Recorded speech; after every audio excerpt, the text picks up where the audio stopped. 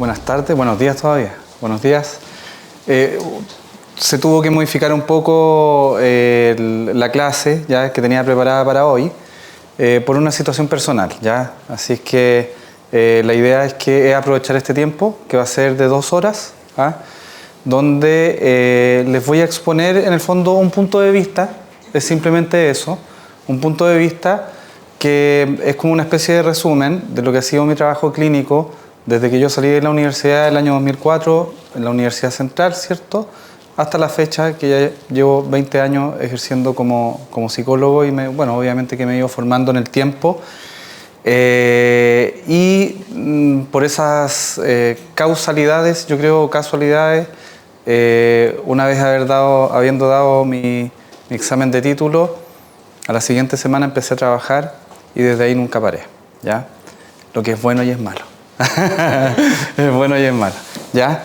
Pero eso, bueno, las palabras que dice Jorge las agradezco, pero en el fondo uno sabe que en este trabajo de irse construyendo como psicoterapeuta es un trabajo que cuando uno comienza nunca lo termina, ¿ya? Y te vas dando cuenta que entre más aprendes menos sabes, ¿ya? Esa es la verdad. Entre más vas estudiando, más ignorante te sientes en realidad de toda la profundidad, lo magnífico, el océano profundo que es el comportamiento y el fenómeno humano. Bien, bueno, esto es como una presentación un poco de mi currículum, ¿cierto? Estudié en la Universidad Central, el año 2004 me titulé, me formé como hipnoterapeuta, ahí me formó Cristóbal Chilling, ya, en el año 2010, ¿ah? Y desde ahí empecé a trabajar, digamos, con la hipnosis, porque en ese entonces yo trabajaba en un centro psicoanalítico, INDEPSI, que quedaba en Pocuro, acá, Pocuro con los Leones, para allá. Y en ese entonces, con la metodología psicoanalítica, que era una psicología breve psicoanalítica, donde se da un cambio importante, digamos, del psicoanálisis, que es el clásico psicoanálisis donde la persona está recostada y habla y habla y el psicólogo terapeuta escucha y hace su pequeña intervención de vez en cuando. En la terapia breve psicoanalítica se ponen 2 personas frente a frente, ¿ya? Y eso genera un gran cambio. Y bueno, ellos tenían su metodología y su metodología era que durante el primer mes se hacía un diagnóstico, ¿ya? Eran 4 sesiones, un mes, y de ahí se empezaba a trabajar con la gente, ¿ya? Y una terapia psicoanalítica, por muy breve que sea, va a durar un año y medio, más o menos cuando nos encontramos con un buen terapeuta. Porque a todo esto, en lo personal, yo hago una distinción, ¿ya? Entre un psicólogo clínico y un psicoterapeuta, ¿ya? Para mí el psicólogo clínico es aquella persona que estudia, se titula psicología, puede hacer su magíster, se acredita como psicólogo clínico. En cambio, el psicoterapeuta es aquella persona que se va formando, que tiene horas de vuelo en el trabajo, del trato con las personas, en el área chica, en ese ring que se llama encuadre terapéutico, consulta, oficina, ¿ya? Y que se ha trabajado a sí mismo por sobre todas las cosas, ¿ya? Es fundamental por algo las personas los psicoanalistas en la misma formación de 4 años tienen 4 años de psicoanálisis. O sea, como me dijo mi terapeuta, ¿ya? El paciente no llega más lejos de lo que ha llegado el terapeuta. Eso es una ley, ¿ya? O una norma. Uno no puede ayudar a una persona a poder sanarse sin haberse sanado a uno mismo. Si es que uno tiene la pretensión de poder ayudar a una persona sin sanarse a uno mismo, sin hacerse cargo a uno mismo, entonces estamos hablando de quizás una fantasía omnipotente, omnisciente, de un poder simbólico, infantil, de creer que uno sana a la gente. La gente uno no la sana, uno es un canal, ¿ya? Uno junta piezas y la persona se sana sola, ¿ya? Bien.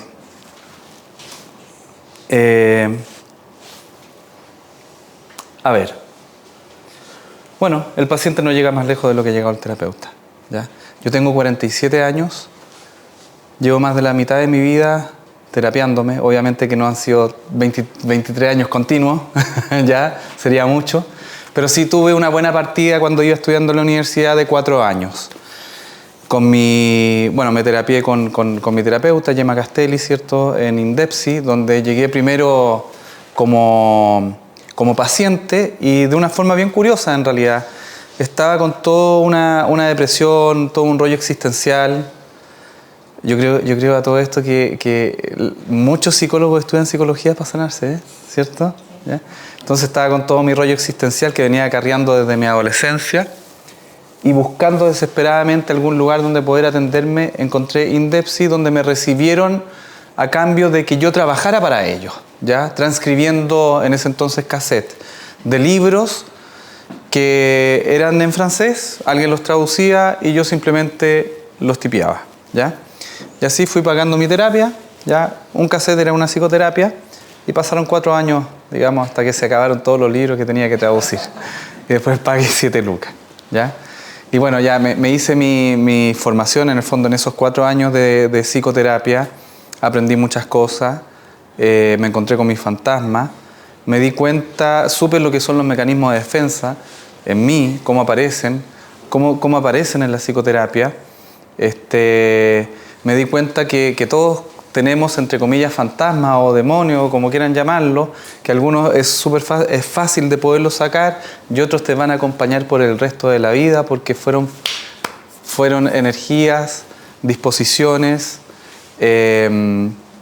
formas que se plasmaron ya como una huella anémica a muy temprana edad, ¿ah? A muy temprana edad. Y hay otros que piensan que uno ya los viene acarreando desde otras vidas, ¿ya?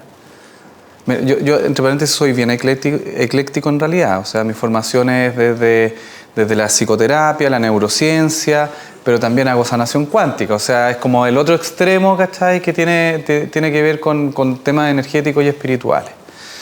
En el fondo, todo lo que sirva al paciente, ¿cierto? Y si te hace sentido y le hace sentido al paciente, hay que usarlo.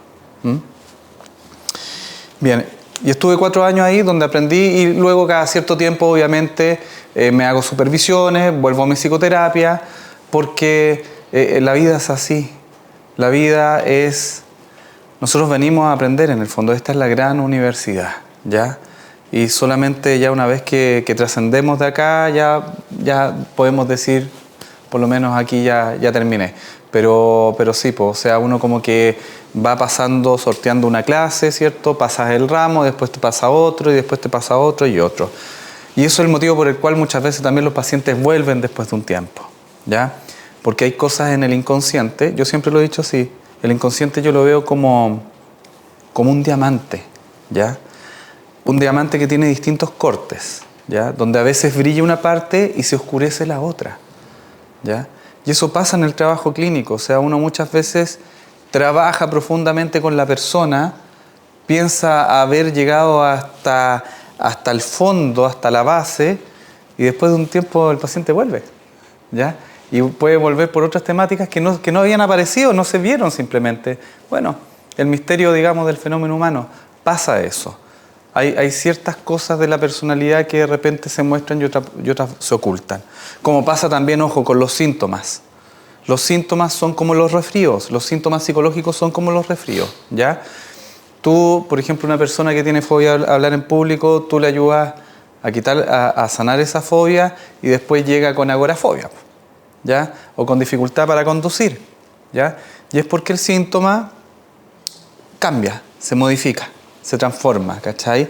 Y eso sucede porque la energía psíquica, emocional, ¿cierto? Necesita seguir evacuándose, seguir apareciendo y por lo tanto va a tomar otra forma donde poder salir, ¿ya? Entre paréntesis, siempre lo que se puede reprimir en la mente inconsciente son los recuerdos, son las experiencias, pero las emociones no se reprimen. Entonces las emociones siempre van a salir y pueden salir a través de algunos rasgos de la personalidad. Puede aparecer también representado en el cuerpo, como alguna enfermedad, ¿ya? O síntomas, aislados, pero aparecen siempre. Si es que voy muy rápido, si es que tienen alguna duda, consulta, levantan la mano y ahí hacemos la clase entre todos. ¿Ya? Súper. Para mí personalmente, todo psicólogo, y discúlpenme las personas que no son psicólogos, ya la malformación terapéutica ya me lleva siempre a remitirme a mi área chica. Vivo en la oficina, en el fondo, ¿cachai? Estoy desde las 8 de la mañana hasta las 7 de la tarde y atiendo 7 pacientes diarios, entonces como que me consume el tema. Bien, para mí todo psicólogo clínico, primero que nada, más porque entre nosotros los psicólogos así como que igual hay harto ego, o sea, ¿para qué vamos a andar con cuestiones? O sea, hay harto ego, hay harto psicólogo muy narciso, ¿cachai? Entonces, y muy abanderizado por lo que yo hago, qué sé yo. Además que el tema de la psicoterapia es algo muy íntimo, donde yo por lo menos como director de un centro, cuando hacemos reuniones clínicas, yo no me meto tanto en el área chica porque respeto que entre dos personas se genera un universo ya especial donde entre ellos dos van co-creando una realidad. ¿Ya? Y si es que se mete un tercero, lo modifica. ¿Ya? Es como algunos ejemplos de lo cuántico, ¿ya? ¿Cierto? Bueno, pero para mí personalmente todo buen terapeuta de base es humanista. No es psicoanalista, cognitivo-conductual, racionalista, Es humanista. Porque el psicólogo clínico tiene que creer en la persona, tiene que creer que esa persona sí se puede sanar, ¿ya? Creo que es un término, un punto medio donde nos une a todos los que trabajamos para personas. Como dijo Carl Jung, conozca todas las teorías, domine todas las técnicas, pero al tocar un alma humana, sea apenas otra alma humana, ¿cierto? El mago blanco de la psicoterapia, Carl Jung, ¿ya? Entonces, yo agradezco harto las palabras de Jorge, pero siento que no me representa tanto, o quizás de repente como que prefiero dejarlas pasar, ¿ya? Porque sí pasa que hay algo que es súper grave, que es cuando uno como terapeuta, si te va funcionando y te va yendo bien, el creerse mucho el cuento, ¿ya? Le insisto, o sea, uno es un canal, uno es un intermediario que une la parte enferma con la parte sana, como decía Milton Erickson, ¿cierto? Y los une y veamos qué es lo que pasa, ¿ya? Y bueno, generalmente el que gana es Eros y no Tánatos, ¿ya? El instinto de sobrevivencia, de evolución versus el instinto de muerte y de destrucción. Que sería como un símil de alguna patología, algún síntoma psicológico, algún rasgo, digamos, que hace daño.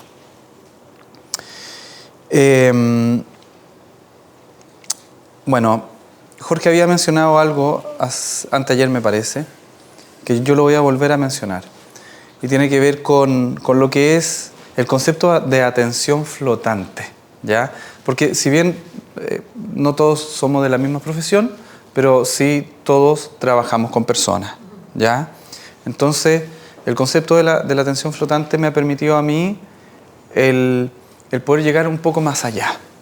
¿Ah? Miren, ¿a qué me refiero con esto? Muchas veces nosotros le metemos mucha cabeza a la psicoterapia. Estamos escuchando el motivo de consulta, la queja del paciente, haciendo la anamnesis, ¿cierto? Ver eje 1, eje 2, eje 3, eje 4, eje 5, ¿cachai? Como muy atento a eso. Podemos hacer un genograma, qué sé yo, siempre lo hago, qué sé yo. Hay que hacer todas las preguntas, en el fondo. Pero nunca hay que desatender a ese sexto sentido que tenemos todos nosotros, ¿ya? Que es el cómo te llega ese paciente, qué es lo que tú sientes con ese paciente, qué es lo que te causa, ¿ya? En el fondo es la comunicación de tu mente inconsciente con la mente inconsciente del otro. Eso es donde se filtran muchas cosas y donde si es que tú estás abierto y presto, digamos, a querer recibir aquello, vas a poder recibir imágenes, emociones, ¿cachai? De repente, no sé, llega un paciente con rasgos masoquistas y te está hablando y dan ganas de pegarle. Ya, de verdad, sí, no sé si le ha pasado, a mí me ha pasado así como que dan ganas de, ya, ¿cachai? O de repente llega una persona con mucha pena, no lo manifiesta físicamente y te viene una pena de acá desde el fondo que tú lo escuchas y te dan ganas de llorar, ¿ya? O por ejemplo hay algunos narcisistas medio malignos, ¿cierto? También me ha pasado que llega, se sienta y uno inmediatamente te conectáis con el miedo, ¿ya? Te intimida sin que te haya hecho absolutamente nada. Bueno, eso tú lo captas por atención flotante, eso es energía, ¿ya? Es energía que nace de la persona y te llega a ti. Y tú, si tú quieres ir un paso más adelante, como dice Jorge, tú tienes que captar todo eso y pasarlo por tu mente para tratar de entender quién es, cómo viene, cuáles son sus experiencias de vida, etcétera, ¿ya? Te iba a aportar ahí. A mí me pasó con un paciente que llegó, era una primera sesión. Esta persona venía porque la pareja que tenía se habían separado y la hija lo había acusado de abuso. Ya. Entonces, cuando yo empiezo a escuchar el relato, yo le digo, ya, y el abuso, te abusó. O sea, la niña estaba acusándolo de abuso, entonces él había tenido que terminar con la pareja. Y muchas veces vienen buscando y usando la hipnosis como un medio de prueba. Sí. Como para demostrar que no había abusado. Sí. Entonces yo le dije, pero tú, ¿qué buscas acá?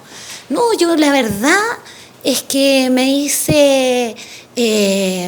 no, yo quiero ver si me pueden confirmar que yo no hice. Le dije, no, esto no es un medio de prueba. Por algo la hipnosis no es usada como medio de prueba. Pero a mí me generó internamente algo que yo lo vi y dije, este hombre sí abusó de la niña. Porque yo le pregunto, le dije, a ver, pero ¿tú abusaste o no abusaste? Porque se da vuelta en las palabras. Sí. Y yo le digo, ¿abusaste o no abusaste? Es que no me acuerdo. Ella dice que yo le toqué. O sea, le dije, pero espérate, ¿cómo no me acuerdo? ¿Estabas en algún estado alterado de conciencia o no te...? Bueno, cuento es que salió y yo me quedé, esto que dices tú, con esa sensación de que la niña efectivamente había sido abusada. Y de hecho la niña llevaba en psicólogo y con psiquiatra, años había estado. Sí. Y nadie se... Pero yo me quedé ahí y dije, ya, esta persona no la voy a poder atender, no puedo seguir con ella, independiente de todo, porque me generó esto. Sí. No volvió a agendar porque yo creo que él sintió lo mismo de mi parte. Entonces, sí, un poco desde ahí... Sí, es verdad. Bueno, generalmente el narciso no llega a la consulta y si es que llega, ¿cachai? Llega así, viene una sesión, después se va, ¿cachai? Es una persona que realmente tenga un insight como para querer hacer un cambio en realidad, ¿cachai? A mí generalmente no me llegan a la consulta gente con patologías narcisistas. Y eso es la instrumentalización del vínculo terapéutico, o sea, ya cuando estamos hablando, porque ojo, de narcisismo, chiquillos, o sea, hay narcisismo primario y secundario y hay que entender que el narcisismo, todos somos narcisos, ¿ya? Es un rasgo de la personalidad y la diferencia es que hay que dividir lo que es dimensional de lo que es categorial, ¿ya? En el fondo, todo en exceso hace mal, ¿cierto? Y un exceso de algún rasgo psicológico va a generar una patología, ¿cachai? Por ejemplo, las obsesiones que son súper sanas como para poder llegar a tu meta, trazarte tus proyectos, qué sé yo, pero eso llevado al máximo es un TOC. Y con el narcisismo ocurre lo mismo. Todos necesitamos un grado de narcisista como para querernos a nosotros mismos, por decirlo de alguna forma, pero en exceso produce... Exactamente, ¿ya? Cuando ya es patológico son personas, bueno, son poco empáticas, la psicoterapia sí la instrumentalizan y el psicólogo cuando hay algunos que caen, ya que caen en la transferencia y contratransferencia, patológica en el fondo, pero una persona experta no va a caer, ¿ya? Y esa persona se va a ir, el paciente. ¿Está bien? Ya. Bueno, encuadre y vínculo terapéutico. Es muy importante fijar las bases del espacio terapéutico, por ejemplo, la frecuencia de las sesiones, el tiempo de sesión, la confidencialidad, generar la alianza terapéutica, es decir, ir creando un espacio psicológico en el paciente que se caracterice por la capacidad de holding. Es un concepto utilizado de un psicoanalista antiguo de los años, ¿qué años? Son 50, 60. El holding es como el arrullar a una persona, ¿ya? Donald Winnicott tenía la particularidad que invitaba a sus pacientes para la casa y los alojaba, ¿cachai? Sí, así fueron creando estas teorías.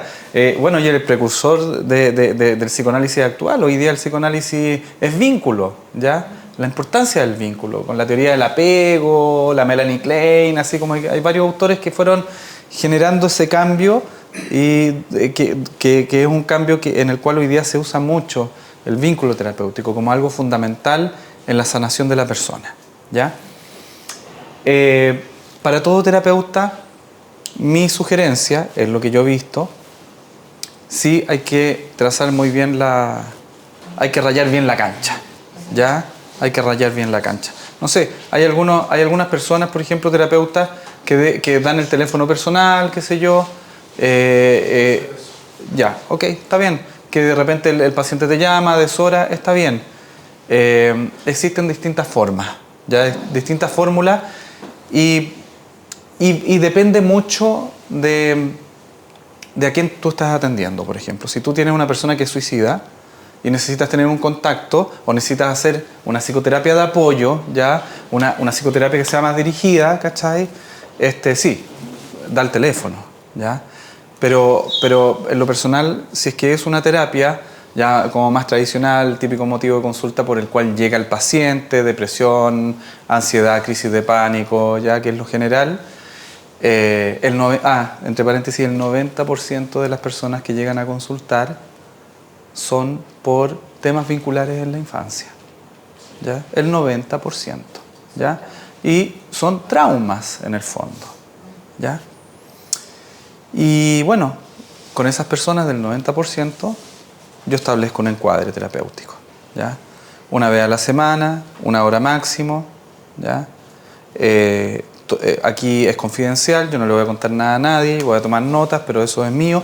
Vamos a tener reuniones clínicas porque eso es muy importante, que que otro te ayude, otro colega te ayude a mirar lo que tú no puedes mirar, pero todo bajo resguardo profesional, ¿ya? Y eso, son como pautas básicas, pero muy necesarias para poder hacer una buena psicoterapia. ¿El encuadre solamente como para tener la estructura? Es la base, claro, es la base. base. Para que el paciente se haga una idea de lo que va a tener que ver contigo. Sí, lo que pasa, ¿cuál es tu nombre? Sergio. Sergio, lo que pasa, Sergio, es que mira, bueno, el fenómeno humano es muy complejo, ¿ya?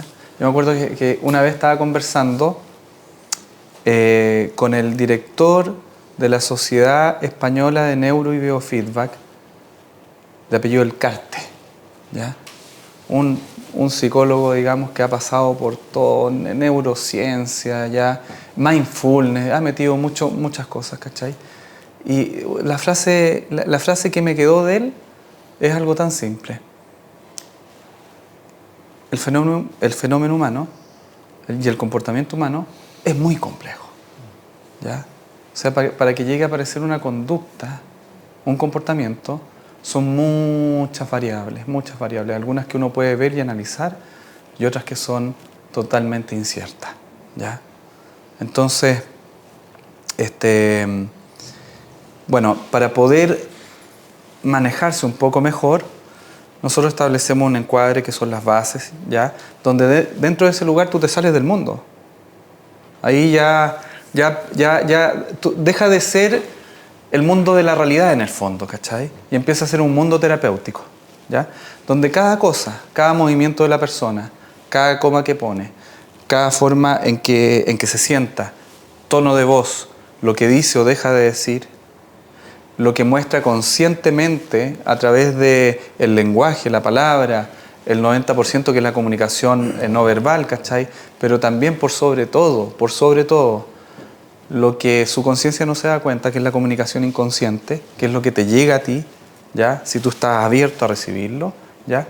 Todo eso te va a ayudar para poder hacer un buen proceso de cambio. En los colores de la piel, Sí. y de las orejas, es como muy notorio la rugosidad que se le pone Sí. aquí y la respiración agitada, el movimiento del pecho.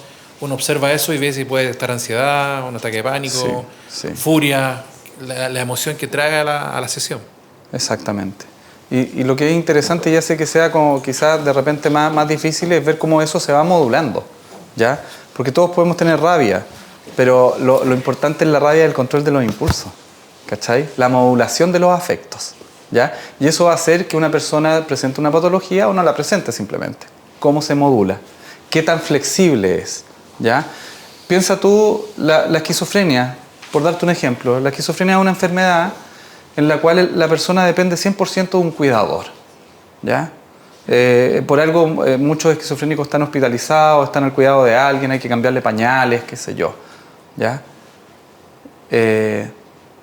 Su personalidad está completamente rigidizada y en un estado regresivo, concepto, lo vamos a dejar ahí como anotadito, regresivo, en un estado regresivo al punto de el nacimiento, ¿ya?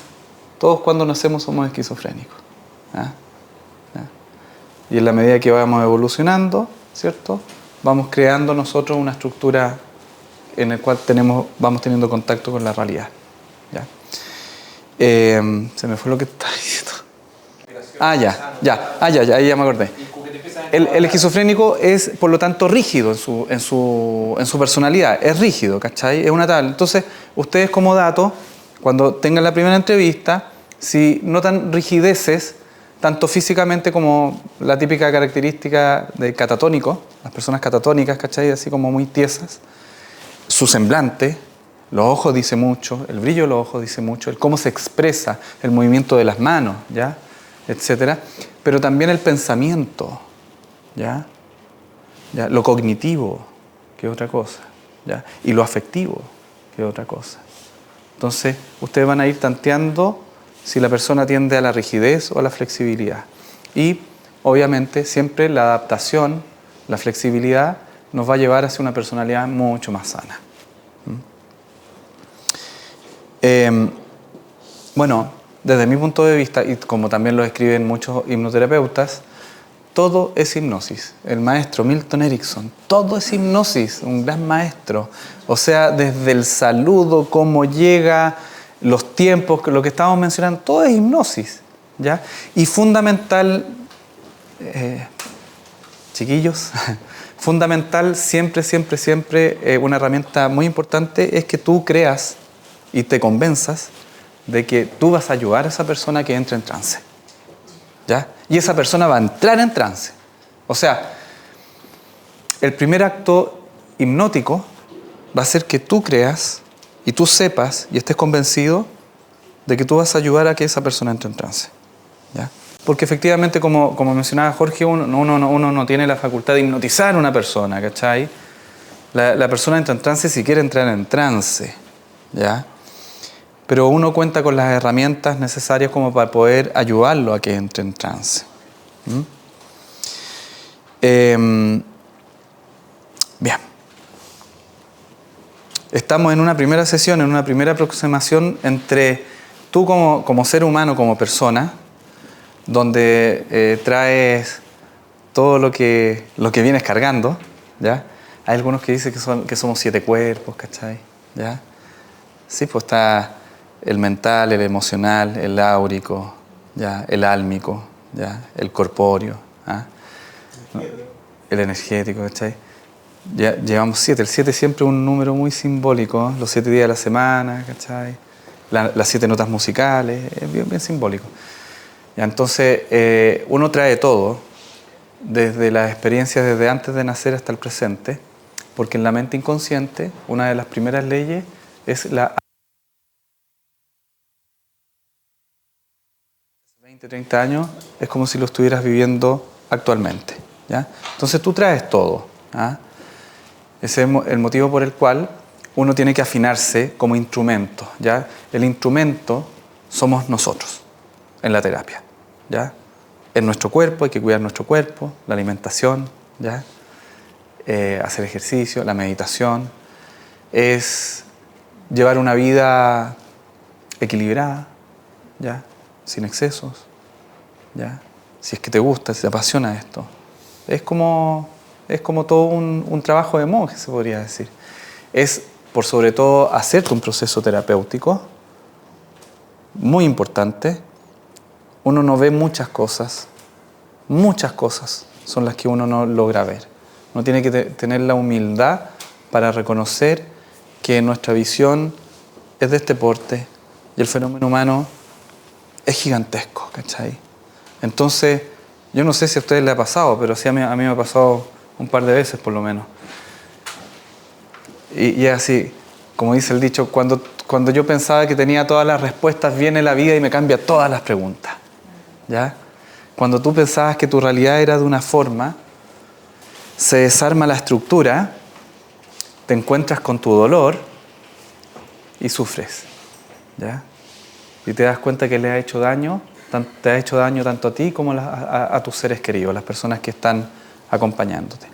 Entonces es ahí, en ese primer paso de sanación, que es enfrentarse al dolor, en el fondo, donde empieza la cura, ¿ya? Yo siempre le digo a mis pacientes,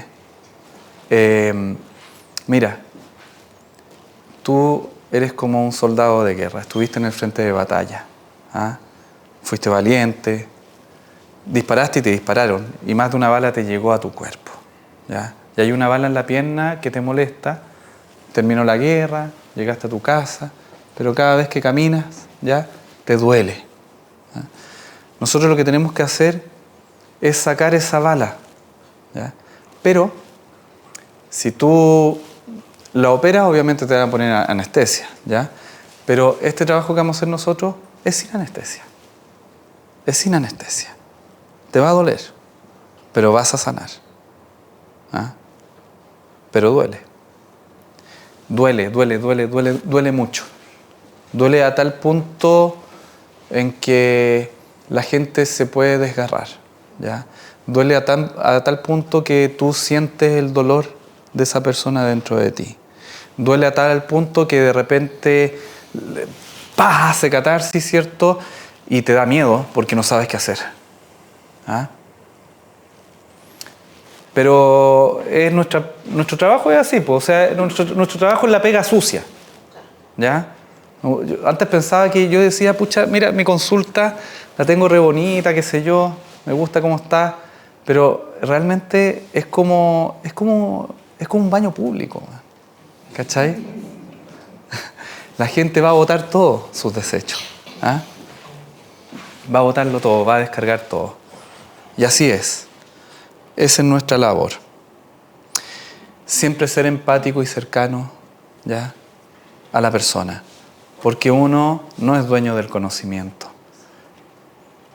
Yo, el año 2008, escribí un pequeño artículo cuando estaba trabajando para INDEPSI, que el director Juan Gallardo me pidió.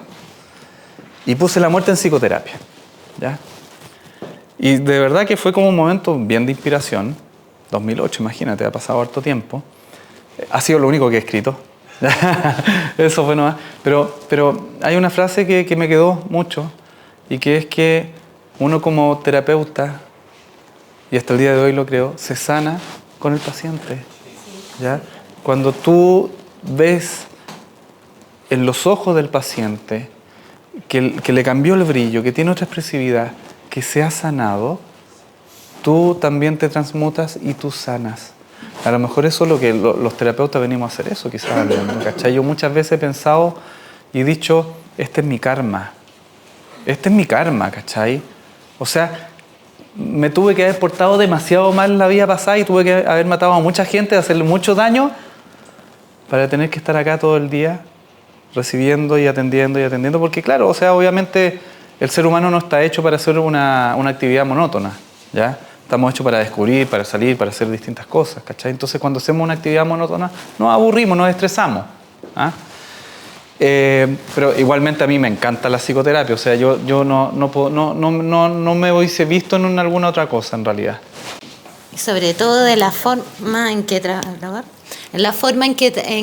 trabajo, es como que ya uno empieza, por ejemplo, los nombres, estos síntomas, y uno empieza a notar, ya tiene ansiedad, mira, tiene inseguridad, ya tiene no sé qué. Y los pacientes, tú empiezas a ver qué es lo que pasa con los pacientes, y muchos se repiten la sintomatología y todo.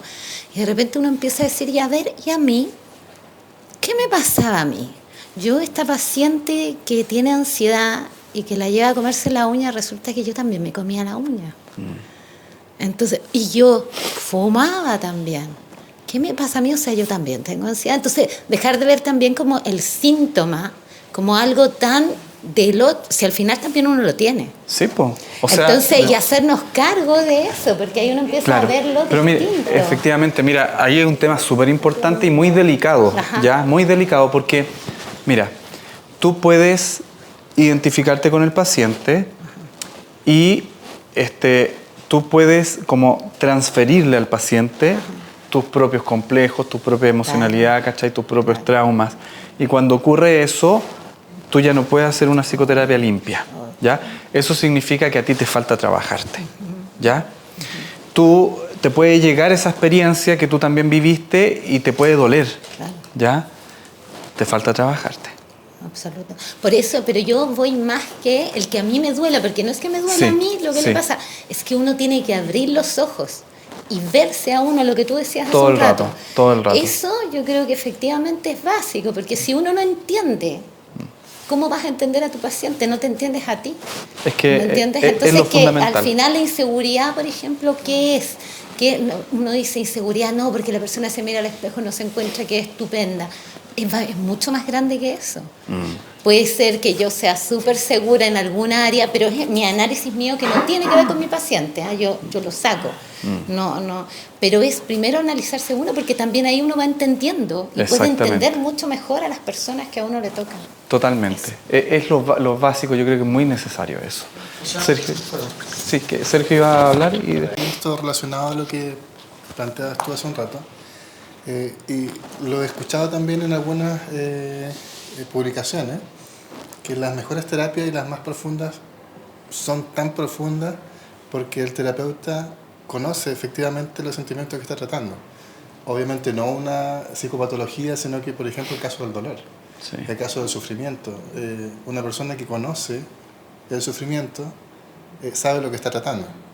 Entonces a eso me refiero que en el primer proceso de terapia que hacen ustedes, que entiendo que es súper importante para poder sanar después, eso yo creo que también de alguna forma nos trae a elegir, en mi caso personal, este tipo de actividad. O sea, también hemos pasado por situaciones y esa necesidad como de ayudar.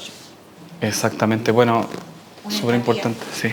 Aquí el compañero iba a decir algo. Sí, no, es solamente que en el fondo cuando tocaste el tema que yo como terapeuta, como psicólogo o como tengo que ser bien sincero conmigo mismo, con cómo estoy yo, y cómo logro en el fondo, porque siempre hace mi juicio, probablemente con el apoyo de otro colega que me ayuda a autoanalizar, quizás, no sé, porque de ahí parte todo. Si yo estoy de alguna manera equilibrado o en la media, puedo atender a una persona de mejor manera. Exactamente. Que proyectar mis propias situaciones, problemas en él.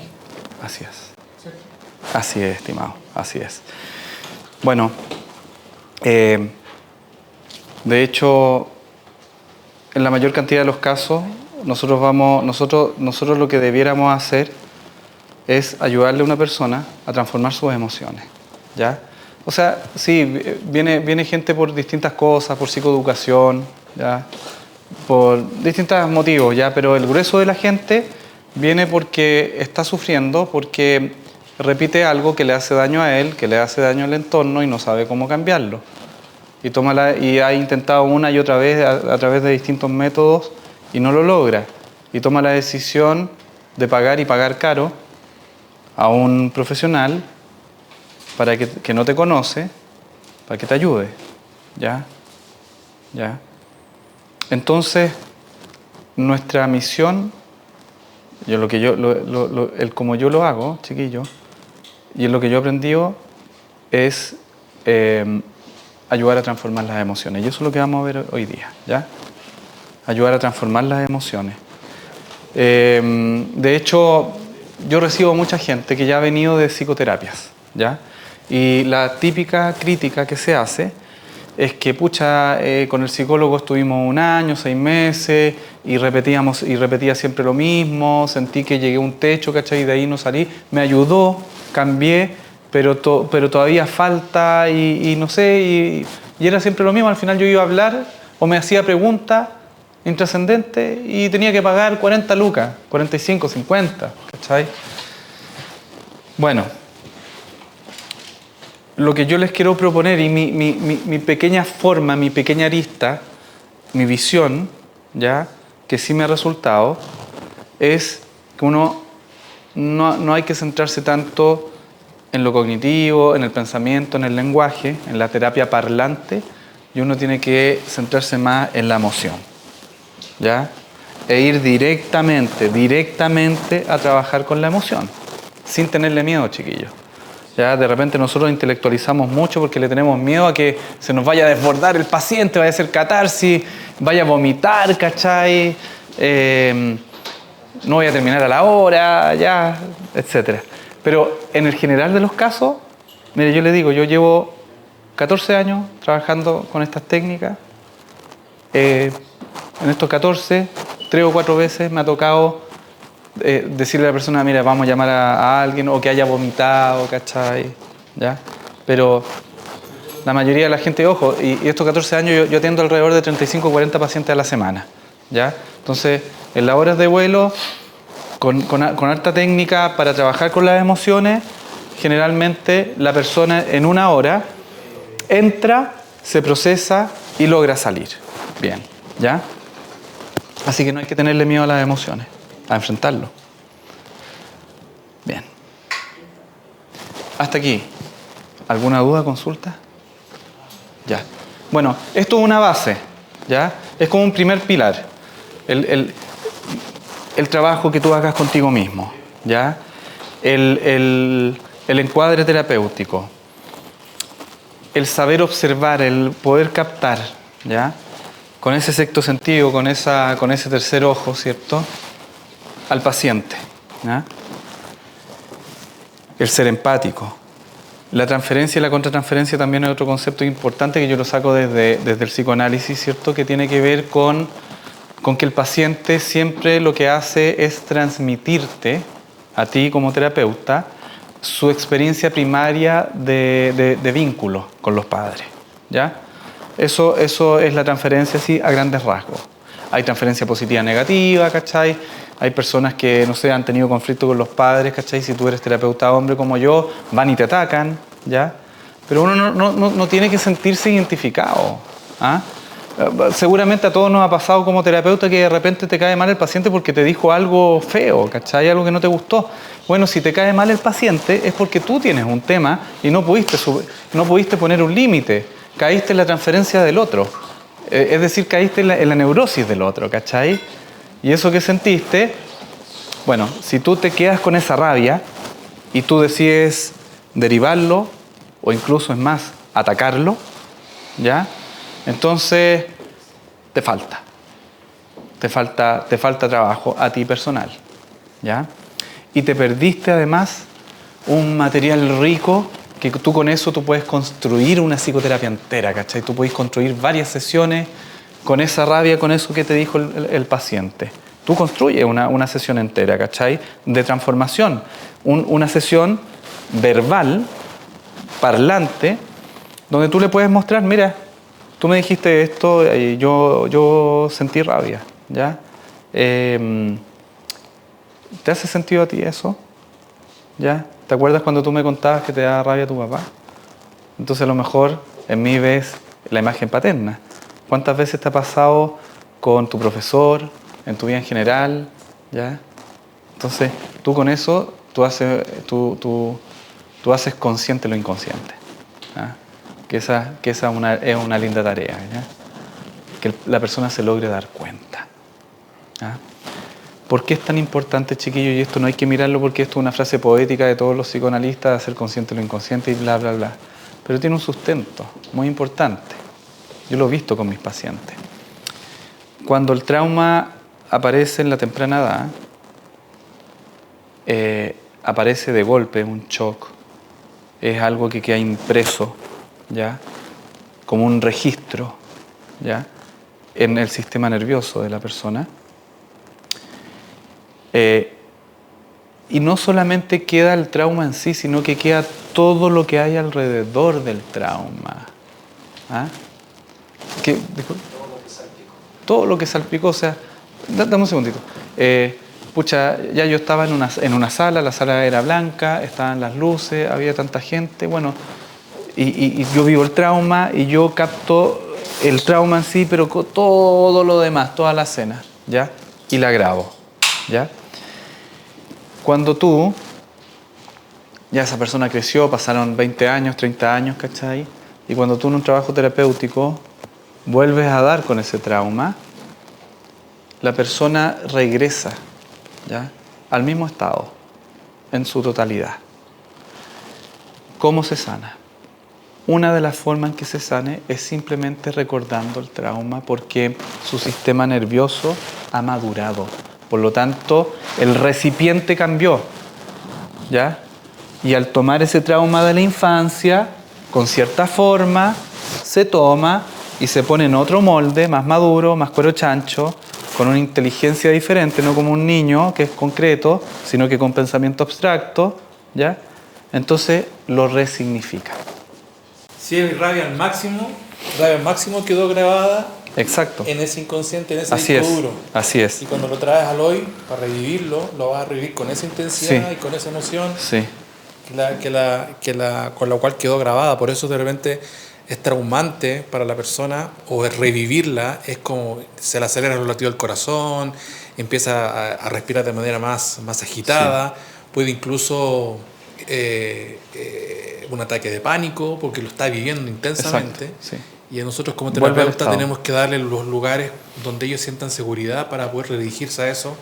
No sé, puede ser imaginar una reja, qué es lo que estás viendo, qué es lo que es, acude acá, como dirigiendo un poco para que esa emoción, es más, puede producirle hasta un infarto a la persona, a tal nivel de significancia que tiene para esa persona ese abuso sexual, ponte tú. Es verdad. Es verdad. Bueno, no siempre, ojo, en la terapia no siempre se da con el origen, ¿ya? No siempre se da. Uno tiene como de repente el pensamiento romántico, ya desde la hipnosis, de que con una hipnosis regresiva uno va a llegar, ¿cierto?, al origen, lo va a encontrar y lo va a sanar, ¿ya? Bueno, esos son cuentos de hadas, chiquillos, ¿ya? Disculpe que les diga, ¿ya? Pero no siempre pasa eso, ¿ya? Hay veces, yo me he dado cuenta, esto es solamente, no es que lo haya estudiado, sino que esto yo lo he visto, que no existe el origen, que no hay origen. No hay origen, ¿ya? Por más que uno busque. Puede ser que ocurra también este tema, este fenómeno, como le digo yo, del diamante, donde a veces se ocultan ciertos aspectos del inconsciente. Pero hay veces que los orígenes son reales, hay veces que el origen del trauma fue porque la persona se imaginó algo, no sé, como terrores nocturnos, cuando uno tiene cierta edad infantil, 6, 7, 8 años ya, y ve las sombras, ya, que se proyectan en la ventana y uno le da miedo y se pasa el rollo de que viene el cuco y te va a comer, ¿ya? Hay niños que se han traumatizado por eso y que se han asociado a otras cosas. Por ejemplo, yo me acuerdo de haber atendido a un niño que estaba justamente en la edad del miedo, del terror nocturno, y al mismo tiempo ese día vi una noticia donde los Mackenzie, ¿se acuerdan cuando habían quemado en el sur, cierto, a una pareja de ancianos? Bueno, vio esa noticia.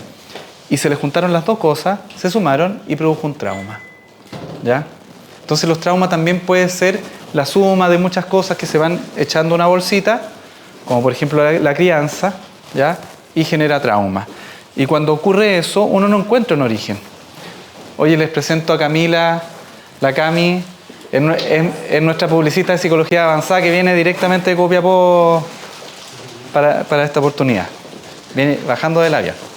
A ver, si hay algo muy traumante, no es revictimizar, ahí viene la revictimización. Por ejemplo, una violación. La idea no es que la persona vuelva a vivir la violación. Retraumatice. Claro, revictimización en el fondo. Sí. Es hacerlo pasar.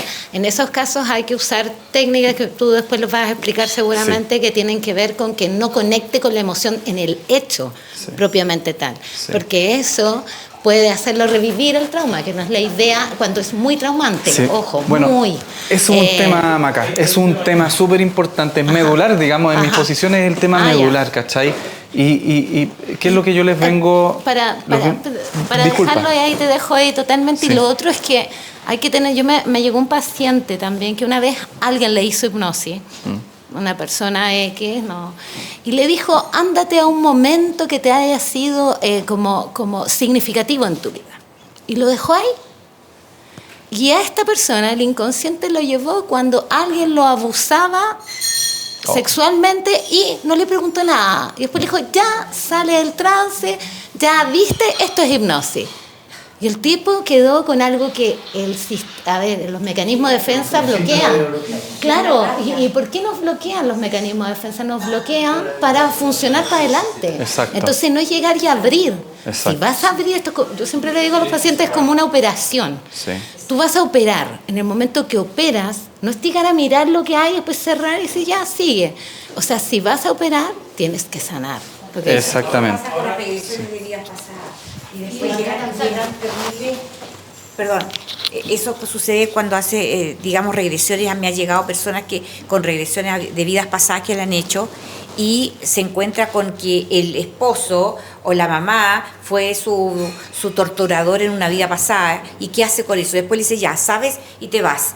Y después esa persona dice, ¿ahora qué hago con eso? Con esa información.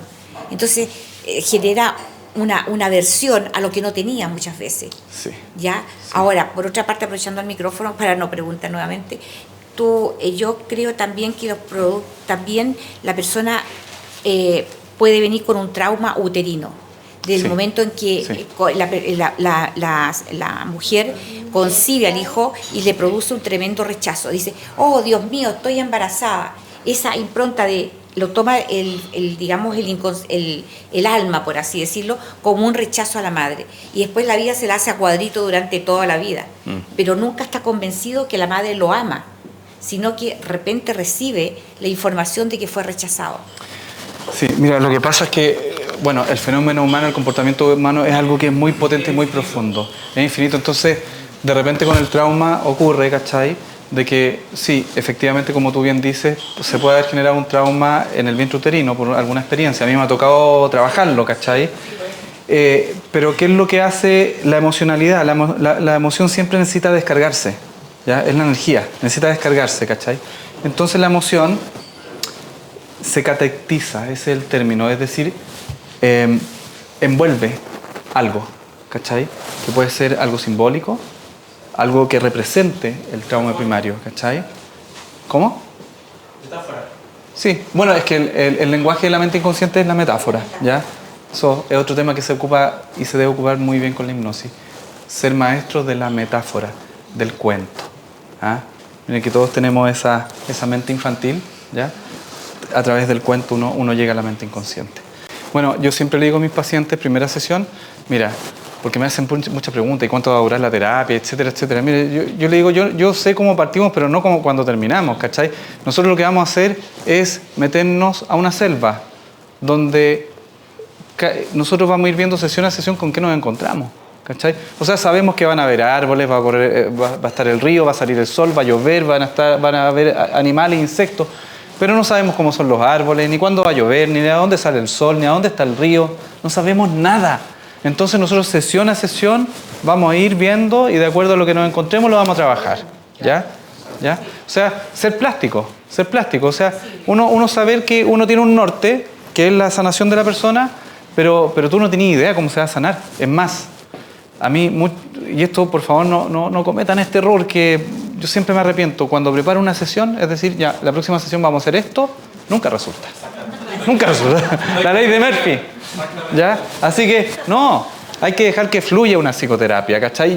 Pero eso sí, uno estar bien preparado, uno tener todos los elementos, un buen cirujano, ¿cierto? Uno va a tener, digamos, todas las herramientas precisas, afinadas, el instrumento tiene que estar afinado, la guitarra tiene que estar con sus 6 cuerdas bien entonadas, para, si es que aparece algo, trabajarlo. Miren, hay una forma de trabajar con la gente que es muy rápida, ¿ya? Que es muy rápida. Son las técnicas de integración cerebral, ¿ya? Yo lo tengo anotado ahí, les puedo dar, esto es un resumen, sí, pero existe toda una explicación científica y neurocientífica para este fenómeno. Pero en simples palabras, porque, o si no, no vamos a alcanzar. Cuando una persona vive una situación por primera vez, la experiencia, ¿ya?, entra siempre primero por tu hemisferio derecho, ¿ya?, que es nuestro hemisferio emocional, que es el primero que se activa cuando nosotros nacemos, ¿ya? Es el hemisferio emocional es del vínculo, la abstracción, la emoción, ¿cachai? Es simbólico, ¿ya?, abstracto, etc. Y después pasa hacia el izquierdo. Y el izquierdo es el complemento del derecho. Entonces el izquierdo es donde está la zona de Broca y Wernicke, que son las estructuras del lenguaje, y por lo tanto el izquierdo está dedicado a analizar, sintetizar, organizar, ordenar, ¿cachai? Pero también disminuir la intensidad emocional, ¿ya? Entonces, todos nosotros nos pasa que cuando enfrentamos algo por primera vez nos ponemos un poquito ansiosos, nos estresamos un poco. Eso es normal. Cuando llegamos acá el día jueves, ¿cachai?, en la mañana, todos estamos un poquito estresados, mirándonos las caras, a ver qué va a pasar, cómo va a ser la clase, etc. Y eso te genera un grado de tensión, de ansiedad. Pero cuando uno vive una situación choqueante, ¿ya? Choqueante. ¿Qué es una situación choqueante? Primero, que te pilla desprevenido. Tú no sabías y apareció, ¿ya? Te genera mucha angustia, mucha rabia, mucha vergüenza, mucha ansiedad, ¿ya? Es decir, una emoción potente, ¡pah!, fuerte, así fulminante, ¡pah!, ¿ya? Existe un 5% de probabilidad, alrededor de un 5%, de que aquella experiencia quede en tu hemisferio derecho y no pasa para el izquierdo. 5%. Poco. El ser humano, el cuerpo humano es casi perfecto, ¿ya? El 95% de los casos vive una situación fuerte, después sueña y tiene una pesadilla, al día siguiente le contaste a un amigo, después llegaste a la pega y le contaste a tu jefe, y el cuarto o quinto día ya se te va y se te olvida. Y quedó como un registro en tu memoria, ¿ya? Pero cuando han pasado más de 2 o 3 meses desde el evento fuerte y tú al reconectarte con aquello vuelves a tener intensidad emocional, mucha rabia, mucha pena, mucha vergüenza, ¿ya? Tienes un concomitante físico, te sudan las manos, te da taquicardia, ya se te dilatan las pupilas, se te tensa la musculatura, tu respiración se hace más corta y más rápida, los latidos del corazón son más fuertes, ¿ya? Entonces estamos hablando de un trastorno por estrés postraumático. Trastorno por estrés postraumático.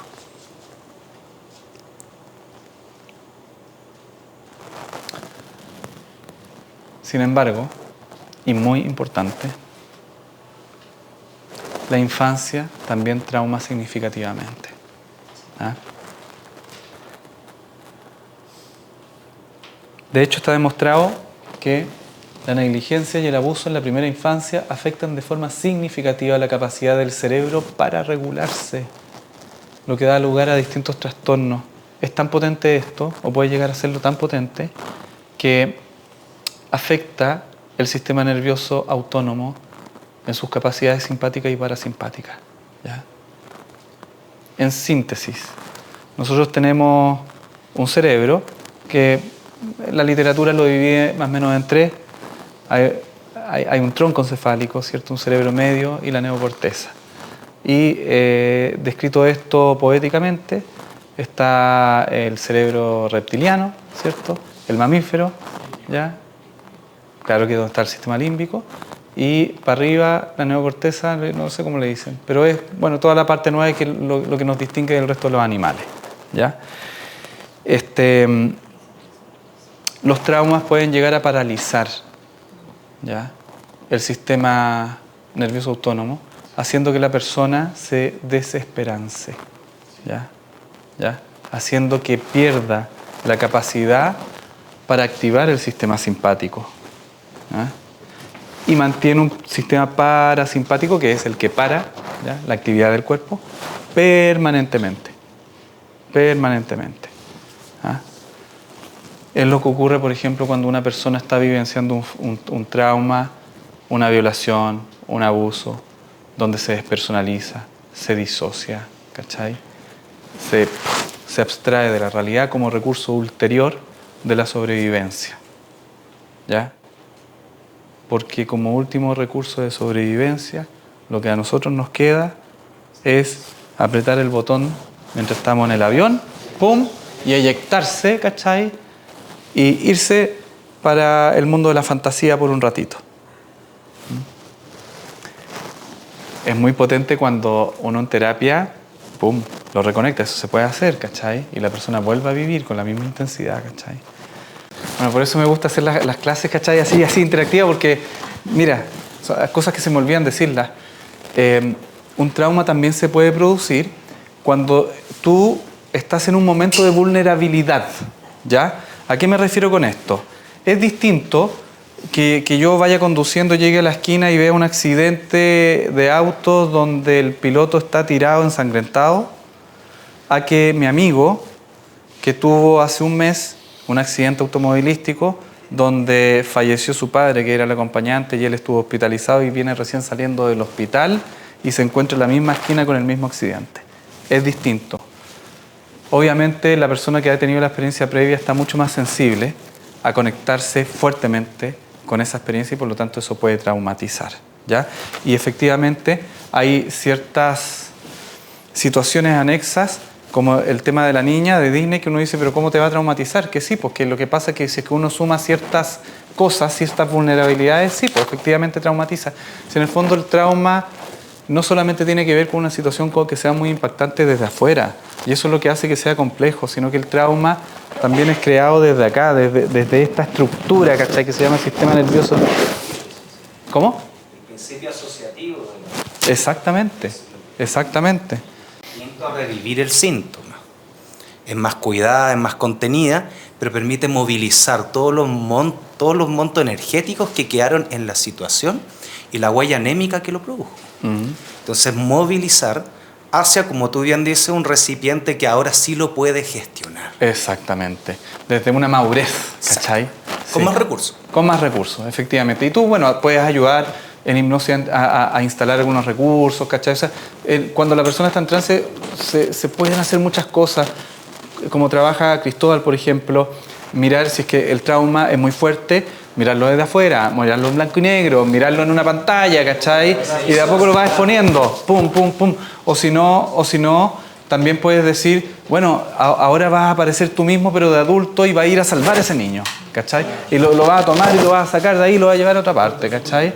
¿Ya? Son formas de trabajar, pero también existe una tercera patita, que es trabajar directamente con la emoción, ¿cachai? O sea, ya nada de simbolismo ni de lenguaje, no, sino que venga para acá, ¿cachai? Sácalo todo, vomita todo, y en el momento que lo esté reviviendo, ayudarle al cerebro a que tome esa experiencia que está en el hemisferio derecho y transportarla al hemisferio izquierdo, ¿ya? Y cuando ocurre eso, pasa esto. Miren, esto es un dado, ¿cierto? Pasa esto.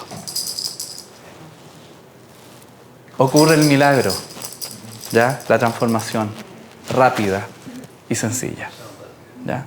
Yo no sé por qué esto que les voy a enseñar no se enseña en pregrado, ¿ya? Porque si se enseñara, créeme que la salud mental sería muy distinta. Sí, sí.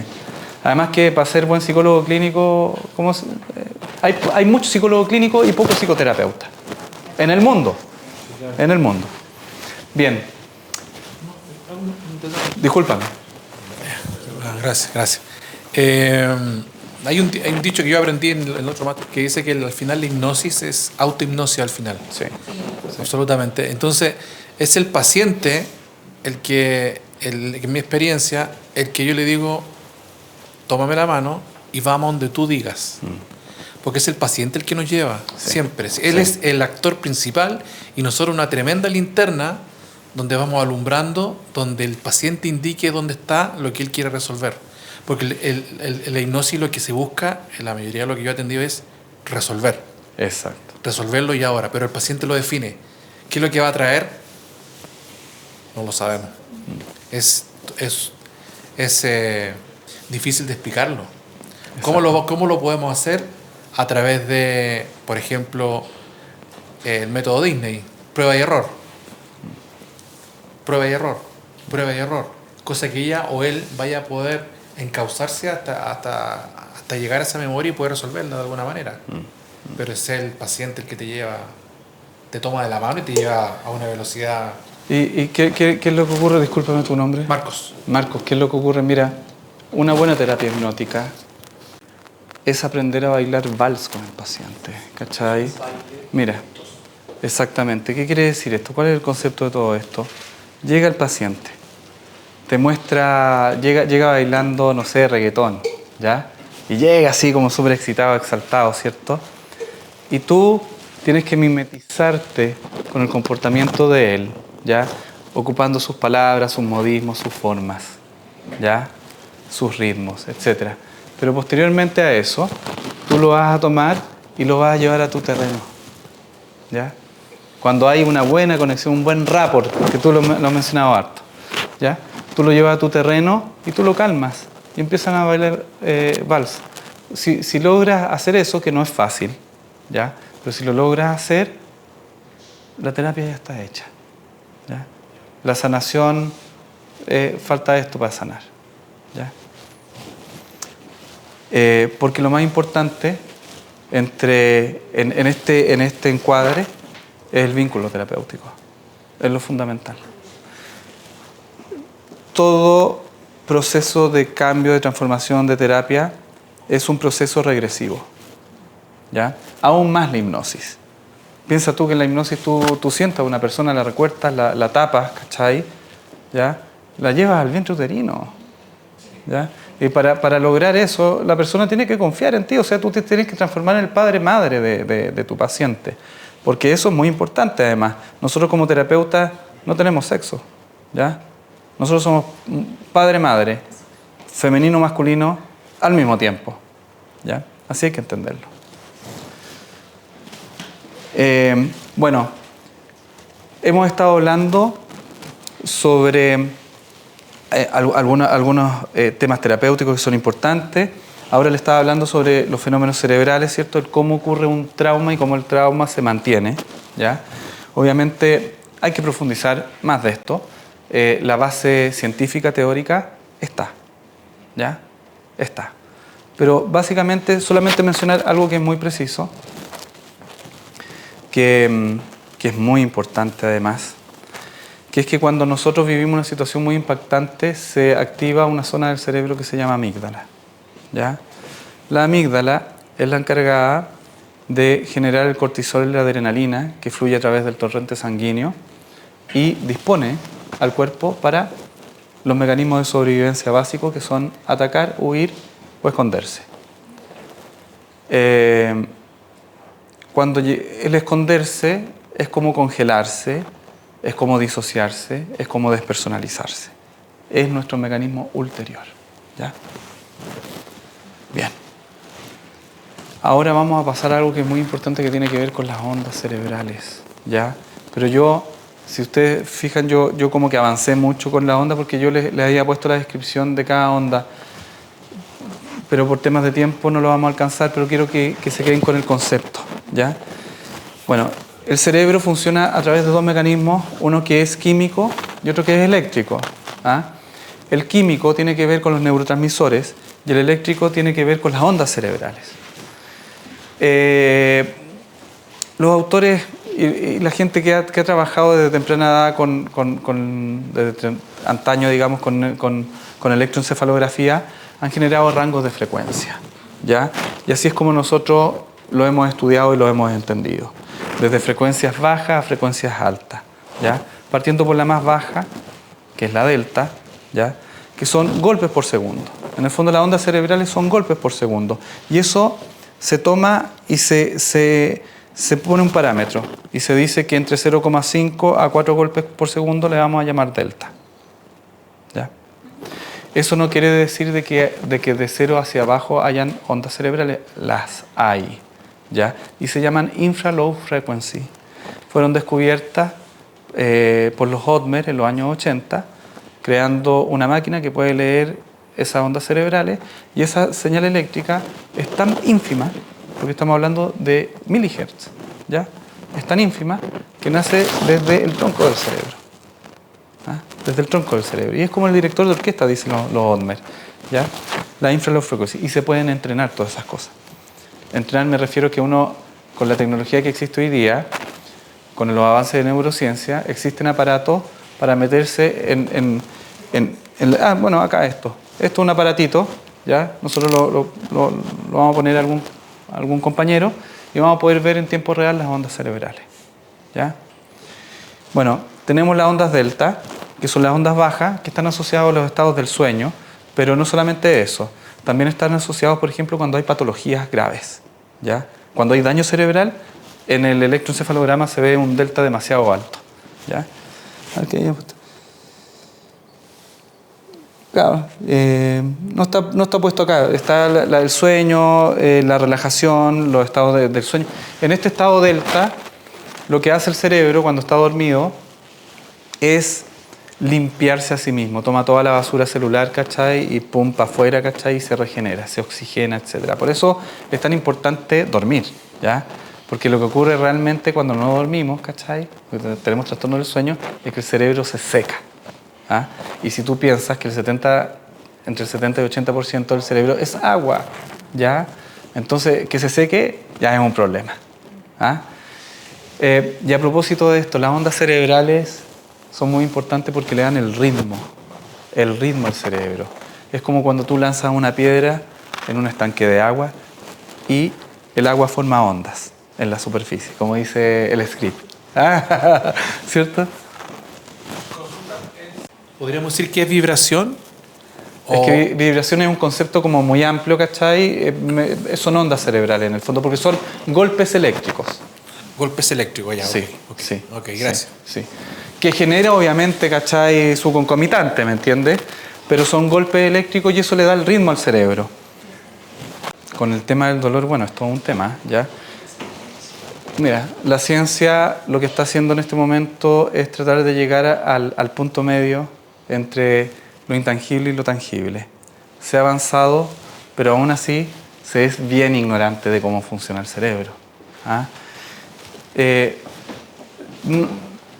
No se puede describir las señales eléctricas asociadas a dolor, pero sí existen mapeos cerebrales que pueden mostrar si es que una persona presenta depresiones, angustias, dolores, descontrol de impulso. Se puede. Aún así, con un electroencefalograma o un mapeo cerebral, tú no puedes diagnosticar a una persona, ¿ya? No puedes diagnosticar, salvo, hay una excepción. En Estados Unidos la FDA, hace poco, hace unos años atrás, ratificó que a través de una máquina de neurofeedback sí se puede diagnosticar el déficit de atención, ¿ya? Pero es una máquina específica, qué sé yo, o sea, tiene su rigurosidad. Pero sí, pues, o sea, yo cuando instalo un neurofeedback, esto es un juguete, ¿ya? Mide las ondas cerebrales, sí, pero yo en la consulta tengo máquinas con electrodos que son más precisas. Entonces yo pongo al paciente, le pongo el electrodo y yo miro la pantalla y yo puedo ver el déficit de atención, ¿ya? Como también se puede ver el estado hipnótico de la persona, ¿ya? Y eso es interesante. ¿Cuánto vale ese aparato? $100, ¿ya? $100. Pero mira, esto valía hace tiempo, pero ojo, esto es un juguete, ¿no? Esto no tiene uso médico, ¿ya? Los aparatos de neurofeedback que tienen uso médico, tú tienes que certificar que eres trabajador de la salud para poder comprarlo en Estados Unidos, tienes que importarlo. El puro aparato, el hardware, por decirte de alguna forma, puede valer 5 o 8 millones de pesos de ahí hacia arriba, ¿ya? Y de ahí tú tienes que aprender que comprar los electrodos, las cremas, el software, ¿cachai? Hay un largo etcétera. Y lo otro que es muy complicado, estimado, es aprender a ocupar el neurofeedback. Yo encontré esto el año 2017 y si tú me preguntas, ha pasado igual harto tiempo, me siento un gallo totalmente ignorante en esto, ¿ya? Porque es un lenguaje muy raro, es muy especial el neurofeedback. Es meterse como a algo como más cuántico, es raro. ¿Es una adaptación del electroencefalograma tradicional? No, es un electroencefalograma Pero ojo, el electroencefalograma tradicional, el que ocupa ustedes, tiene para 32 canales, ¿ya? ¿Cierto? Ya hay unos que tienen para 128. Hay de 32, 64 y 128. Bueno, el neurofeedback es un electroencefalograma, pero tiene para 4 canales. No es necesario tener más, ¿ya? Y bueno, también venden gorros, ¿cachai? Donde sí puedes poner 16, 32, ¿cachai? Pero tú cuando vas a entrenar cerebralmente, tú no vas a entrenar con los 32 canales, ¿cachai? Tú vas a entrenar con un electrodo opuesto, un positivo opuesto, ¿cachai? Eso. Importante, muy importante. El rango del estado hipnótico es entre 7 a 9 Hz por segundo, ¿ya? Es decir, es una mezcla entre un estado teta, que un estado teta es de 4 a 8, y un estado alfa, ¿ya? Cuando el cerebro entra mayormente en ese ritmo, la persona está despierta, la persona puede evocar, pero está disociada, ¿cachai? Que es el estado hipnótico, ¿bien? Ahora sí que me gustaría, si es que podemos tener a alguien que venga a ponerse el neurofeedback o el electroencéfalo, ya. Ya. Bueno, voy a hacer una pequeña... Esto es simple, pero mira, yo tenía ganas de hacer una pequeña demostración porque yo creo que nosotros muchas veces en estos cursos, qué sé yo, hablamos mucho desde la teoría, ¿ya? Y no desde el poder ver, ¿ya? Y estas cuestiones no se ven usualmente, por el fondo. Ya, te voy a poner esto, si no es necesario que cierre los ojos, ¿ya? Entonces vamos a conectar este aparatito. Voy a poner un clip en tu oído, en tu oreja, en el lóbulo. ¿Ahí te molesta? Es que para allá vamos. Es que eso quiero mostrarle. Si pueden apagar la luz, porfa. Ya, muy bien. ¡Ay! Pero es que, mira, bueno, lo siento, pero es que necesito que ustedes vean esto, ¿ya? Estas son las señales eléctricas, chiquillos. Se las presento. El amarillo, el de abajo, es la onda beta, que es una onda rápida, ¿ya? Bueno, la beta se divide en 4, hay 4 betas, ¿ya? Pero la onda beta en general es una onda más rápida que se asocia a inteligencia, se asocia a los procesos psicológicos superiores. Tenemos más arriba en verde la onda alfa, que es la onda de ralentí del cerebro por excelencia. ¿Ustedes han encendido el motor del auto y sin acelerarlo lo dejan así? Ya. Bueno, la onda alfa es eso, ¿ya? Es decir, el cerebro es alfa. Por defecto funciona en alfa. ¿Despierto durmiendo? Ya vamos a ver. No, durmiendo no. La onda teta, que está ahí en rojo, en morado, y más arriba la onda delta. ¿Ya? Abre tu ojo nomás. Eso. Abierto. Bien abierto. Bien abierto, bien abierto. ¿Ya? Sí, no estamos haciendo hipnosis. Miren. Yo quiero demostrarles algo. Déjalos bien abiertos. Miren cuánto la intensidad. Esto es intensidad, ¿ya? ¿Ya? La intensidad de la onda alfa. Sí. Ahora cierra tu ojo. Mira cómo va subiendo. Ahí va. Mantén los ojos cerrados.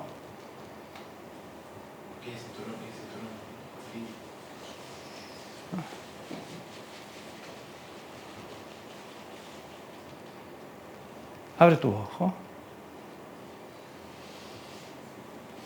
Veamos ahora. Bueno, esto que ustedes ven abajo también es una representación de lo mismo que ustedes están viendo arriba, ¿ya? Solo que te lo representa de otra forma. Va desde 0 golpes por segundo, que son las ondas delta, hasta 40 golpes por segundo, que son las ondas gamma, ¿ya? Y obviamente, entre más arriba ven esto, más intensa es la señal. ¿Estás con tu ojo abierto? Cierra tu ojo ahora. 9.8 estamos.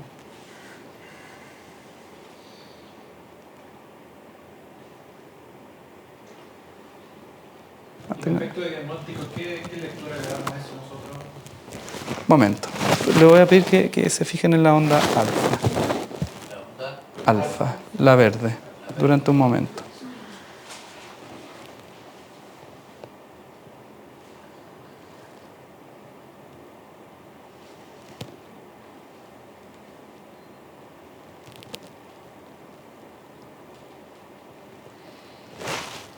Vamos a ponerle una pausa. Ya. Y voy a pedir, porque aquí esto lo vamos a hacer de forma aleatoria, que ella es sonámbulica. ¿Ya? Ella entra en trance con cerrar los ojos. Mentira. Ya. Si te puedes sentar, ¿no? Y algún otro participante que simplemente le voy a conectar esto. Adelante. ¿Cuál es tu nombre? Francisca. Ya, Francisca, pasa para acá. Bueno, lo que quiero demostrar es lo siguiente. Toma asiento, por favor. Es algo muy simple. Te voy a poner esto. Si te aprieta o te molesta, me dice. Y ahora voy a poner un clip. Eso. Vamos a poner un clip en el lóbulo de tu oreja. ¿Te molesta? Esto tiene que estar bien. Ya, Francisca, súper. Es algo que es muy importante para cuando hagan hipnosis. Aquí vamos a poner play entonces y empezamos desde cero. Con tu ojo abierto, Francisca, por favor, mirándose al frente, podemos ver la intensidad de la onda alfa que va subiendo ya. Podemos ver teta y podemos ver beta y delta, que delta siempre las ondas se ven desde la más lenta, son más intensas. Y las más rápidas son menos intensas, se ven en un electroencefalograma. Ya, ahora te voy a pedir que cierres tu ojo. Vamos en 16, en onda alfa. Y trata de conectarte con un estado de relajación.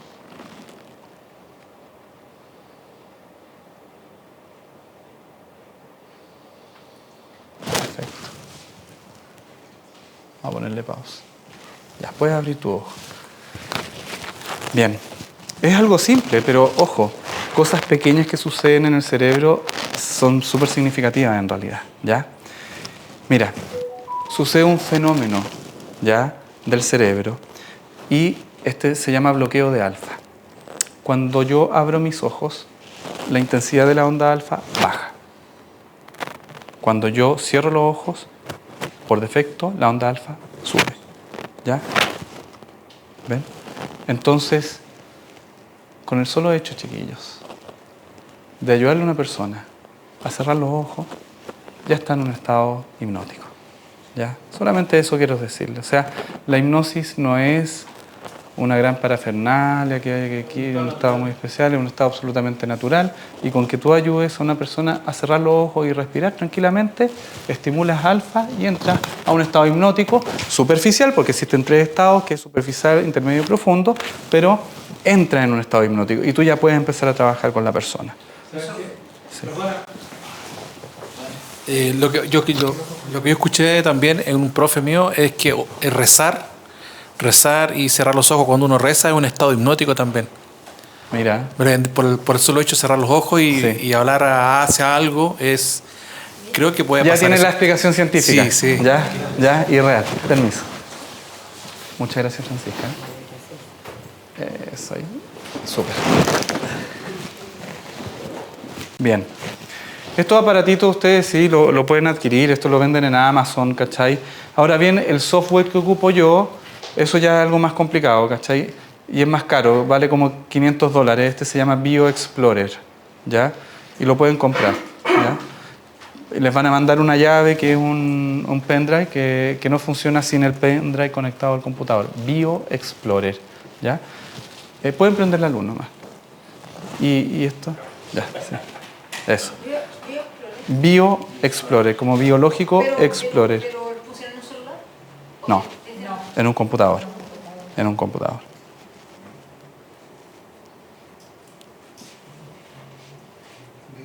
¿Cómo se llama esto? Este aparatito se llama Mindwave, Mind, M-I-N-D, W-A-V-E, Mindwave, Neuro Sky, así como neuro de neuro, sky de cielo, ¿ya? Neuro Sky, ¿ya? lo pueden usar, ya como para ustedes pueden poner, pero también, ojo, también lo que les sirve es un neurofeedback, un biofeedback. El biofeedback es un dispositivo que se pone acá en el dedo y mide la conductancia de la piel, la temperatura, ¿ya?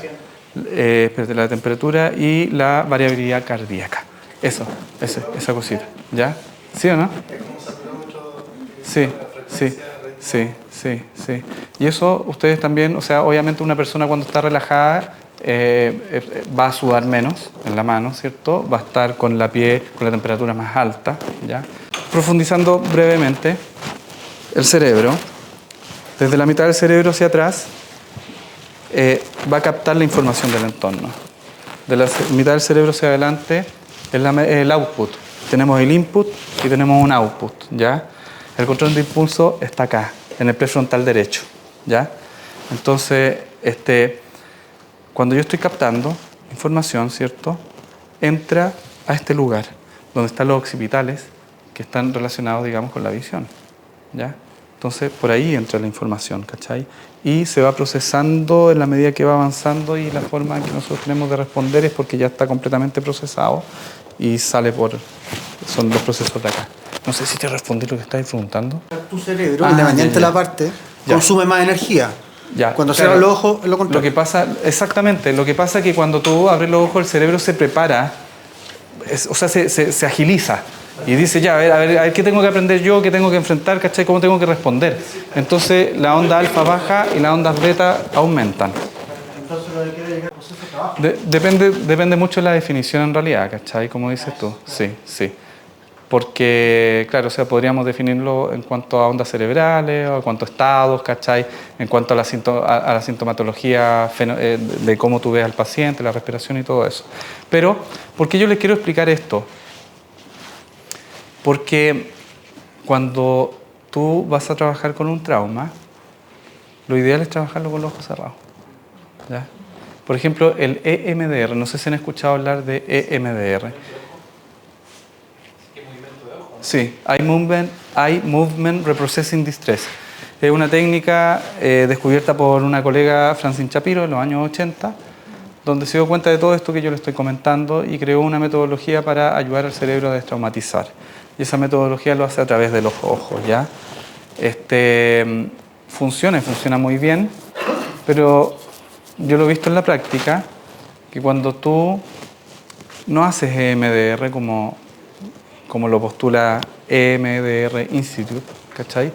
Y estimulas los hemisferios cerebrales con los ojos cerrados, funciona mucho mejor. La persona se mete mucho más adentro. Y ahí es donde está el punto de conexión entre un estado hipnótico, chiquillas, entre el estado hipnótico y estas técnicas ya de integrar los hemisferios cerebrales. Felipe, ahí como sugerencia, cuando se está dando el movimiento ocular rápido, cuando estamos reviviendo el síntoma, sugerirle o sugestionarle que revise de izquierda a derecha, 180 grados, intentando arriba y hacia abajo también. Eso también tiene mucho que ver con el EMDR, ¿eh? Sí. Bien, entonces el punto de corte, ¿ya? Y que funciona muy bien, es ayudar a una persona que entre en un estado de trance, con sus ojos cerrados, puede hacer una inducción breve hipnótica, una relajación de Schultz, listo, ¿ya? O una relajación de Schultz y una profundización, ¿ya? Y de ahí, vámonos al tiro del trauma.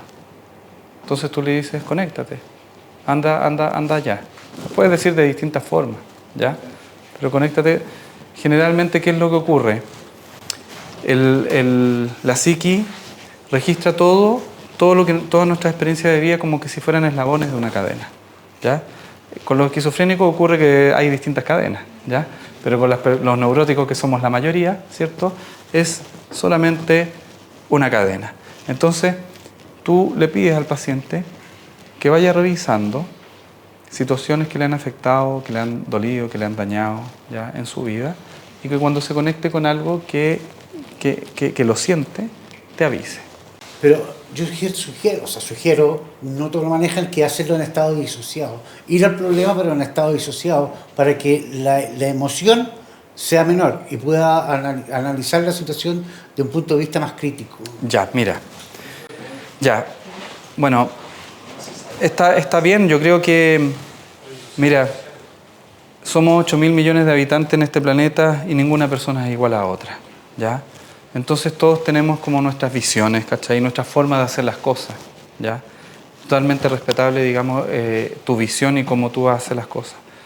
Desde mi experiencia y el cómo yo he trabajado con los pacientes es ir directo a la emoción.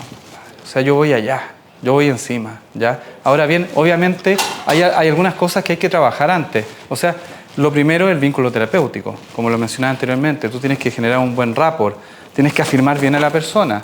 Cuando la persona viene derivada de alguien, ¿cachai? Tú ya tienes un prestigio, te mandan, el 50% ya está resuelto en el fondo, ¿cachai? Simplemente porque ese paciente pone en ti algún deseo inconsciente y infantil, ¿cachai? De supuesta sanación, ¿ya? Y uno tiene que aprender a tomarlo y usarlo en pro de la psicoterapia. Pero lo primero es establecer el buen vínculo, qué sé yo, pero de ahí 2 cucharadas y a la papa.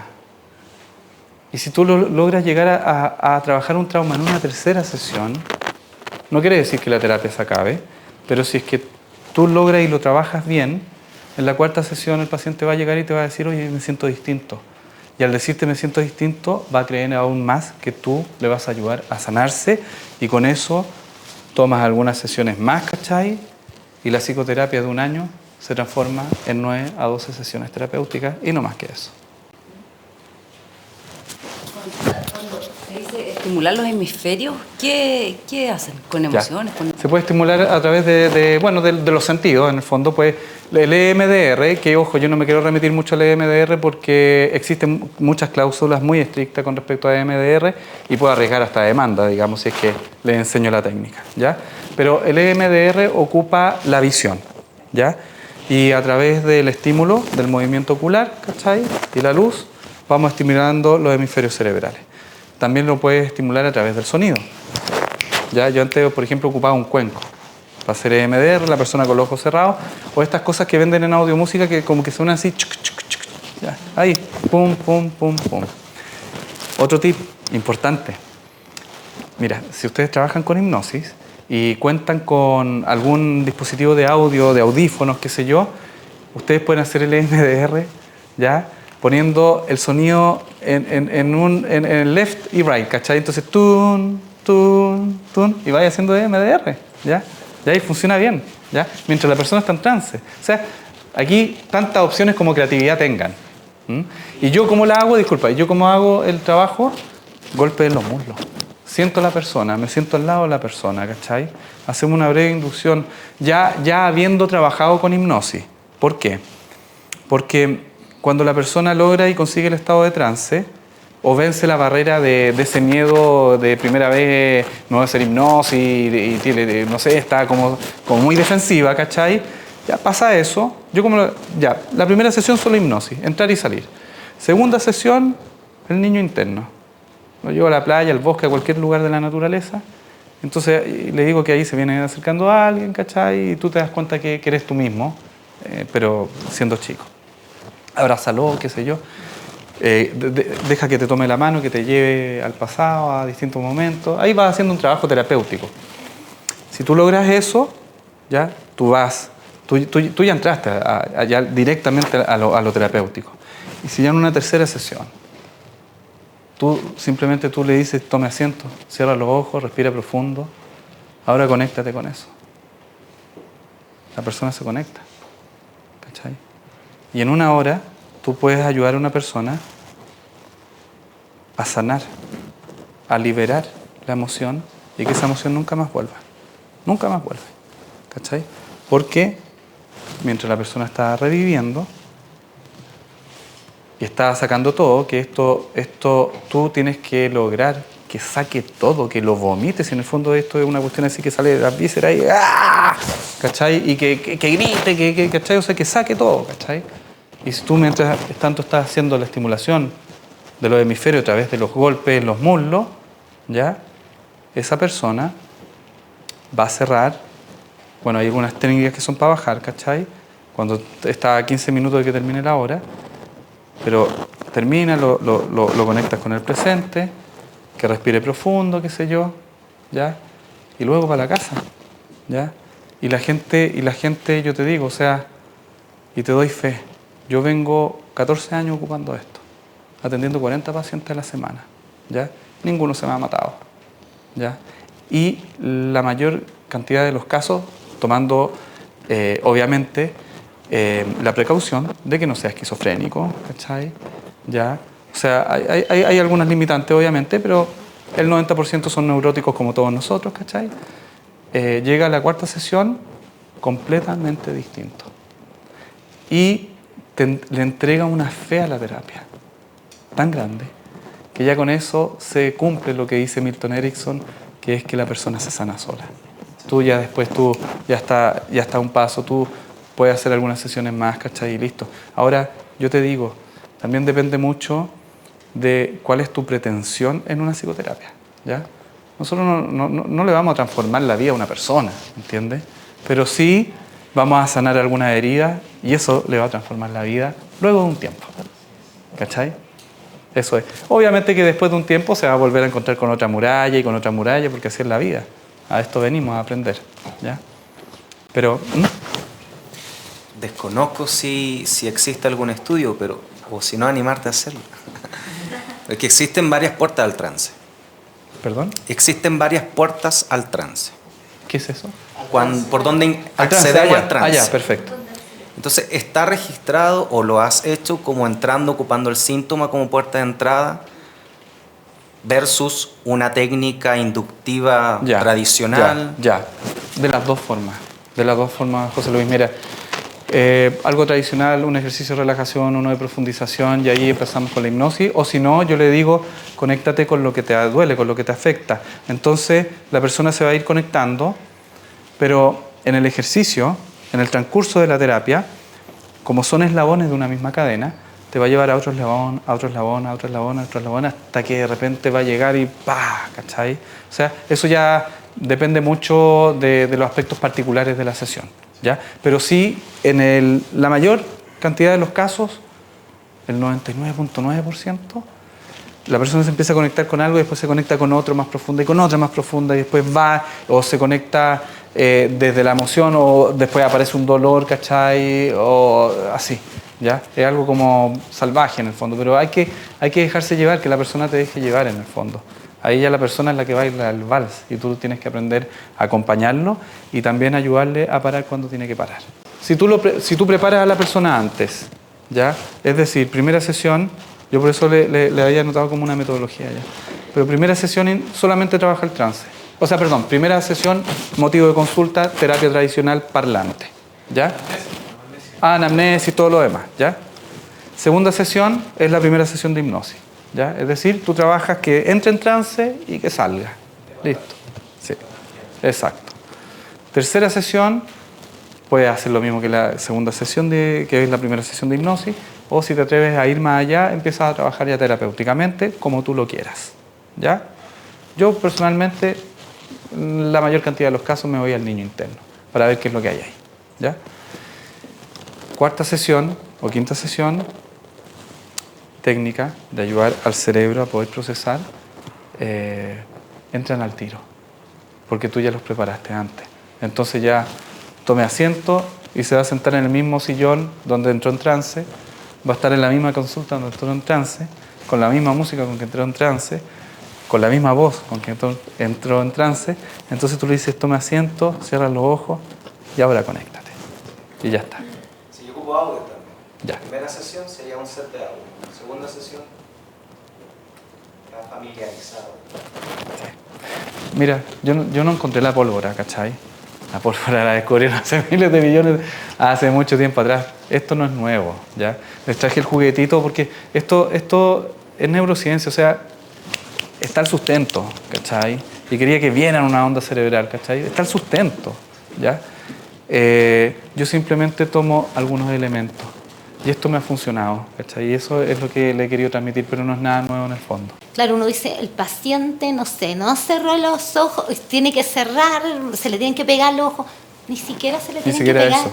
Uno al final, al principio, cuando empieza a trabajar con la hipnosis, existen muchas ideas, muchas cosas que Sí. uno ha escuchado y todo. Muchas creencias. Creencias. Sí. Pero después uno va viendo y yo le digo, si no cerró los ojos con la relajación que yo hice, le digo, cierra los ojos. Y lo cierro y sigo y no he tenido, y no, la persona entra en trance, sí o sí, unos más profundos, otros menos profundos, pero entran. Exactamente. Entonces, y esta es como la demostración. Sí, científica, De que es ¿cachai? científica, que yo nunca la había visto, Nosotros así que necesitamos te mucho agradezco. como validarnos por la ciencia. Sí. A pesar de que ya sabido que existe un aura, ¿cachai? De que hay muchas otras cosas más energéticas, espirituales, ¿cachai? Pero ahora viene una onda cerebral. Sí, sí. Yo ahora estoy en una fase de prueba de hacer mapeos cerebrales, ¿cachai? Pero, ¿qué es lo que ocurre? Hoy en día podemos asociar distintas patologías que ocurren a nivel eléctrico cerebral con síntomas, ¿ya? Déficit de atención, depresión, ansiedad, etcétera, ¿cachai? Hay varios, ¿cachai? Entonces, pero aún así no es un diagnóstico, o sea, tú te tienes que respaldar con entrevista clínica, test de personalidad, ¿cachai? Para poder... Esto es un complemento de un diagnóstico, ¿cachai? Pero no es el diagnóstico en sí.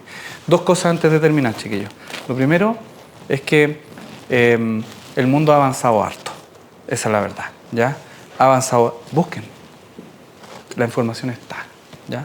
Pero busquen, ¿cachai? Porque así como yo encontré esto, ustedes pueden encontrar otras cosas que son súper interesantes que se están usando ahora.